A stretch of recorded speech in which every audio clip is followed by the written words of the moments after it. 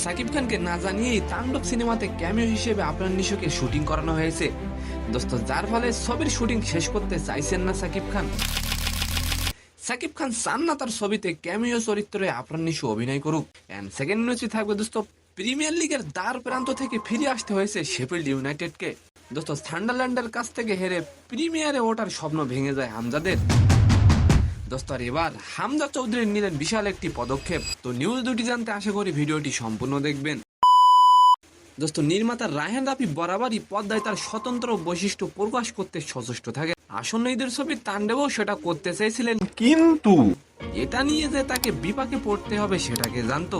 দোস্ত, তাণ্ডব সিনেমার শুটিং এখনো কিছুটা বাকি দোস্ত, তবে সাকিব খান শুটিং করতে চাচ্ছিলেন না দোস্ত, আর তার কারণ তাকে না জানিয়েই ক্যামিও হিসেবে আপনার নিশুকে দিয়ে শুটিং করানো হয়েছে। দোস্ত, তাণ্ডব সিনেমাটি কি পারবে বরবাদ সিনেমার রেকর্ড ভাঙতে? অবশ্যই কমেন্ট করে যাবেন।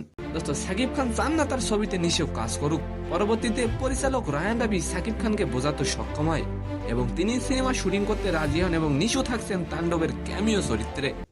আর এবার আলোচনা করব হামজা চৌধুরীকে নিয়ে। দোস্ত, প্রিমিয়ার লিগের তার প্রান্ত থেকে ফিরে আসতে হয়েছে শেফিল্ড ইউনাইটেডকে। শেষ মুহূর্তে এসে হারার এই কষ্টটা মানতেই পারছেন না হামজা দোস্ত, আর তাই তিনি শেফিল্ডকে বিদায় জানিয়েছেন। তো সম্মানিত দর্শক, আজকের ভিডিওটি কেমন লাগলো অবশ্যই কমেন্ট বক্সে জানাবেন।